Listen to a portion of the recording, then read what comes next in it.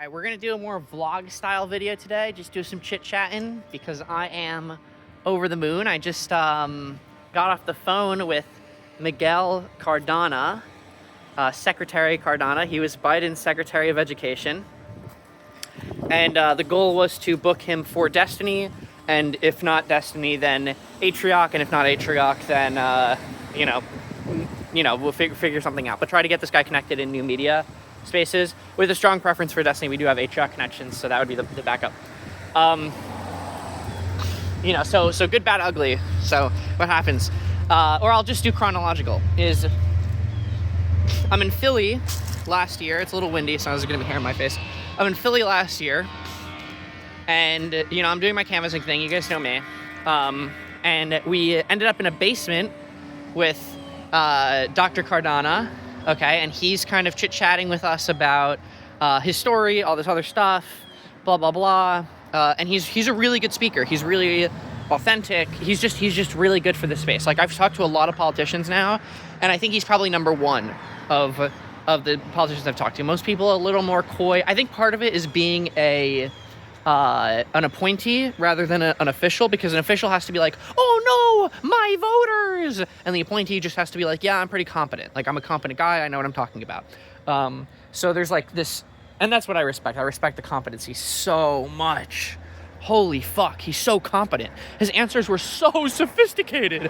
Oh my god. It's like, you know how we always think like, oh man, like, are these really the best of us? Are these politicians really the best of us? It's like, well, it's kind of hard to pick the best of us because there are these competing incentives and you have to do what your base wants, and like the negative qualities of your base are going to reflect in the negative qualities of the politicians.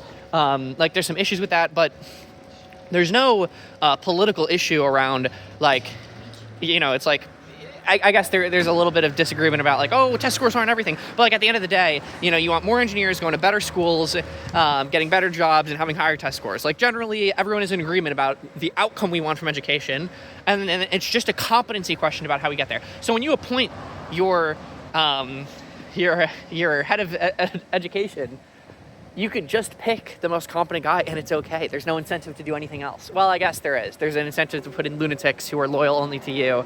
But we don't have that incentive for whatever reason on our side. We have it, but we usually, we also have an incentive to obey the rule. The rules! The rules! I love the rules! No, but it's good that we like the rules. We like the norms, okay? Norms are a big part of rules. So anyway, all this to say, great speaker, really insightful, really great experience. So shake his hand. Hi, I'm Ryan. Good to meet you. What's up? Okay, we move on with our lives. I send him via his contact form on his site a proposal to go on Destiny or another streamer if Destiny is found to be unfeasible for whatever reason. There are a couple of reasons people tend to cite, but we end up scheduling a call like a month later. He's like, I didn't think this was gonna go through, but like his assistant must have dug it up or something. I don't know. Maybe he just takes his time. But everything was through the assistant. So I book a call with his assistant. Get on the Zoom today. It's the same old Zoom stuff. It's so funny. No matter where you go in the world, the Secretary of Education joins 5 minutes late, and he's like, "Yeah, sorry about that. Just Zoom issues." And I just thought it was so funny. We'll put that as the funny, the good, the bad, the ugly, and the funny. Like, it's just with you no matter where you go. And so anyway, so he joins a few minutes late. We get on. Oh, and the invite also didn't have a Zoom link originally, but the assistant was like on fire. I love personal assistants where their full-time job is just to smooth things over and you can focus on the big stuff. But anyway, the assistant sends me the Zoom link 1 minute before the meeting starts because I'm emailing back and forth with him 5 minutes early. And then he gets Cardona on because, anyway, so we start this call, and the first thing I do is I'm like, hey, he's like, hey, how are you doing? What's going on? Where are you from? And he just quickly jumps into 101 intro stuff, like, let me vibe this guy out. Like, is this like a normal human being? Like the basic, it's like a little bit of being human, right? So he opens it with those. I'm like, okay, great. We go back and forth one or two times. I'm like, okay, awesome. And has Andrew filled you in on the context for the call today? How familiar are you? He's like, you know what? Why don't you start while I start pulling it up? So the answer is no, which is fine. He's a busy guy. He can't. He can't have the fucking assistant narrate to him every single schizo email he's ever gotten. So I wouldn't have expected him to have too much context. I'm like, okay, awesome. So like the context is I'm doing this work. I talk about how great the new media space is. Probably like just 2 minutes. I just talked general problem is new media space, super important. Republicans have a 10-year lead on us, and I'm trying to bridge that gap. And the specific objective of this call would be to book you on Destiny. Barring that, if he's found unsuitable for any reason, we can find other streamers, content creators, but really trying to bridge that divide. I don't think I caveated the first time, but that's something that I might. I'll just do it here. Is I did mention once. You shouldn't say this. You shouldn't caveat. There's no reason to. Is you just say Destiny, right? You just say Destiny, and then you have a relationship with the guy. You go back and forth, blah blah blah. Oh, actually, I'm a little worried about this. Now I can say, actually, we have Atrioc too, right? I didn't caveat during the intro, during the opening, which I think is good because it sets the tone. Because if you open with if Destiny isn't found good for whatever reason, he'll find out eventually, but you want to kind of, it's not a bait and switch, but it's like you want to set the tone well, right? You don't want to start off with there's some controversy. But anyway, I had all these arguments prepped, so this is kind of getting into the funny part, the bad. I guess I'll call this bad. Well, the bad is like he wasn't really informed on the context, so I had these arguments prepped for like why the space was important, why Destiny, and like stuff about him, addressing common concerns, and then the last part of my notes was, what is this specific show going to look like with comparables, right? And most of this got sent over in the initial proposal. So those were the 4 kind of key areas in my notes. And he says, he listens to my whole kind of context pitch, and he's like, oh, okay, well, the best thing to do would be to send this over on my website through this portal. And he describes for like a solid minute or two, and I thought I was fucked. I was like, no, I'm going to get bounced around forever. He's going to end the call here. He's going to say, yeah, go use the portal, and then peace out. And that's the portal that I started with, so now I have to go back and forth as assistant.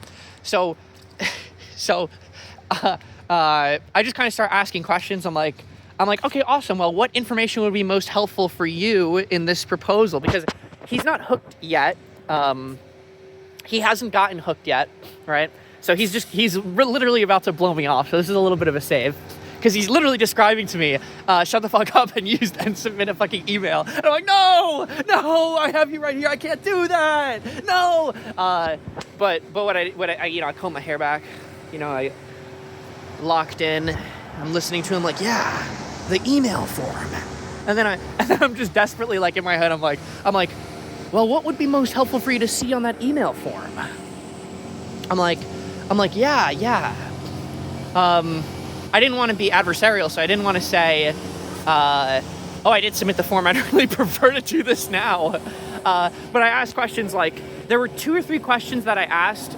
I'm trying to remember which one bridged the gap, because one of these questions made him like spark up a little bit. And he's like, wait, like he asked me a question. He's like, why are you involved in this space, right? Like, what is your role in all this? I think I said something like, because I wanted to segue to, I'm just trying to like ask a question and like throw in something that might be interesting. So I'm like, are there any particular concerns? I think this is when I brought up the backup streamers. I'm like, yeah, should I include other streamers in case like Destiny is found like unsuitable for any reason? We also had my previous boss had a call with Atrioc and Gavin Newsom. And Atrioc is one of the bigger streamers in our space too. And obviously, Gavin, that got 1 million views. So that was like a really exciting call. That was what got him. And he's like, my previous boss got Gavin Newsom and Atrioc together in a room. He's like, sorry, like, can you tell me again, like, who are you and who am I talking to and what you guys do? And like from that hook, we got into the whole story of Progressive Victory. And then it gets into the philosophy of why Progressive Victory gets $1 million and there was $2 billion out for the Biden campaign. And that's a shocking statistic. He's like, wait a second, that's so true. New media is getting fucked. What the actual fuck? Why are we neglecting this space so much, bro? You're right. You're my king. I believe in you, Ryan. You're smart. Yes, that is not good that new media got $1 million for Progressive Victory. And I explained kind of the dynamic. I'm like, okay, well, there's kind of like, there's streamers and there's podcasters and there's more like off the cuff kind of. So we got into this, like, what does this space look like? And he's like nodding. He's like, yeah. And we got into the whole arc of Progressive Victory for like 5 minutes of just like, these communities are super motivated to get out. We've run the biggest 1 weekend canvassing events that I've ever heard of. If we do have competition, it's from the Democratic Party. So that was super exciting. And that was like a big hook too, is when I said like, yeah, we run these canvassing events and the only competition we have is the Democratic Party and we have no money. He's like, wait, these guys are really motivated. There's like a huge well of untapped motivated potential here. And now he's asking me a lot of questions. Now he's like super curious, super into it. And then he starts telling me, oh, this is when my heart glowed. My heart glowed so much. He starts telling me, he's like, okay, so tell me what this thing would look like. And I'm like, yes, fucking yes. He's like, so what would this thing look like? And I'm like, well, I can send you the comparables. He's done some DNC chair interviews. He's interviewed most of the DNC chair candidates. He interviewed Maxwell Frost. So I'll send those over. Pretty standard back and forth interviews. He's like, yeah. That's what I kind of wanted to ask about, is that a lot of the interviews, they'll ask questions about like things like in the news cycle and things that are annoyed about Trump. But what I really want is to project, a hopeful and positive and constructive and he didn't use the word competent, but that's my word, but competent. He wants to project competency. That's my narrative. But he wants to be a champion for education and fight for education and show that we can do better. And that's what he wants to do. He wants to make progress in that area. He doesn't want to shit on Republicans too much. And then he does a little vignette, a little quick story. He's like, oh yeah, yesterday I was on MSNBC and they asked me this question. And I did throw in a little jab, which maybe wasn't on brand for me. I'm really trying not to do that. But yeah, as much as we can, we want to try to stay focused on positivity. And I'm like, yeah, they're making it hard for us to focus these days. And he's like, yeah, they are. So it was really great. There's a second thing that's bad. Okay, the first bad thing, it's like that should have been, I should have priced that in, right? Busy people are very often, you need to get their attention first, right? There's no reason to have expected him to have any context on anything going into the conversation. It was stupid for me to think that would be likely. I should have prepared for the alternative because my whole prep got thrown out in like minute one. It was like minute one, prep's out the window. So that was like a little bad on my part, not to prep for him to not have the context he needed to make a decision then and there, which that's worth noting too, is he can't make the decision right now in this call because he's just learning about the space because he has no context, zero. Destiny could be Russell Brand, right? Destiny could be Tim Pool. He doesn't know, right? He can't comment on any of this. So the other bad thing, right, is that, I should have done this. It would have worked so well, is I should have asked, and I meant to, as part of my prep, it was in my notes, but when I threw my notes out, when I threw my prep out, I stopped looking at it. And then I looked back after the call, and I was like, fuck, is that I wanted him to just give a quick, can you give 30 seconds a message to, young people in online spaces who are trying to get involved? Can you give a message to DGG? Whatever it was, I should have said, I had it written out in my notes, but he would have done it for sure. And it would have been, hi, I'm Michael Cardona. Just a quick thank you to DGG. Oh my God, could you imagine? Secretary of Education Michael Cardona, thank you, DGG. He might not. And then if he says oh no, I don't know those guys. Because, you don't want to endorse or sound like you're endorsing or thanking random groups that you don't know. And then just oh, hey, can you just do young people who are getting involved in online politics and just talk about the importance of that and thank them for that? He's like, yeah, sure. He would have done it for sure. So I missed that really bad, really big miss. But I think that covers most of the call. We talked about next steps. I have a laundry list of items. He wants 4 items, comparables, which was already sent in the initial proposal, but that's okay. Just videos of interviews. He wants to be connected with Sam and Eric. He expressed explicit interest. He's like, if I had these superintendents and I had people like me and they want to get more connected in new media and I want someone to really come up with a strategy for this and and I'm like, yeah, I mean, the best guys in the space really are these 2 guys who are running Progressive Victory. There's not really competition besides those 2. So you want me to get in touch? He's like, yeah, that would be awesome. yeah, he really explicitly asked, like, yeah, those guys. And then, like, tell me more about them, actually. And I'm like, yeah, Eric does this, and this, and Sam is kind of the founder for Progressive Victory, and he did this, and this, and they're both really well connected in the space, and, like, here's what the space looks like, and here's the specific guys they know, and I'm like, and he's like, yeah, let's talk to those guys. So he wants to get Sam and Eric's contact info. I talked to Sam and Eric about it. I'm sure they'll say yes. He wants a quick line about, just a reminder on, he asked me about, this is like more of a side project for him. He's like, what can I get? Like, his goal right now, he wants to get superintendents more relevancy in their local areas. And I'm like, oh, like, you know, you're not going to get a fundamental, like, oh my God, I love my superintendent. That's never going to happen among the general population. But on the margins, it's super worthwhile to, like, get in touch with all of your local TikTok pages. You know, you film a 5-minute video, take an hour out of your day to meet up with someone, or invite them to the board of education building, and you know, you can get a couple thousand local views, like centralized on a local page, like Westchester News, like Yonkers, whatever, blah blah blah. That can add up, you know. It can add up. It's not going to be like a fundamental thing, but you can inspire a little bit of hope. You can get a little bit of credit in your community. So super worth doing on the margins.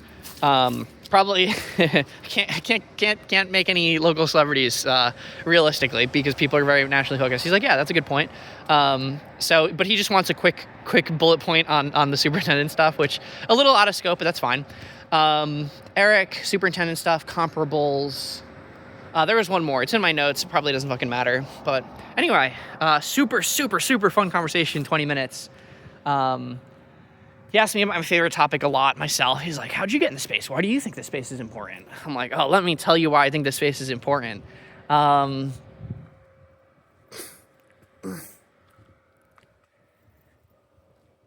right, that'll be that. Super fun.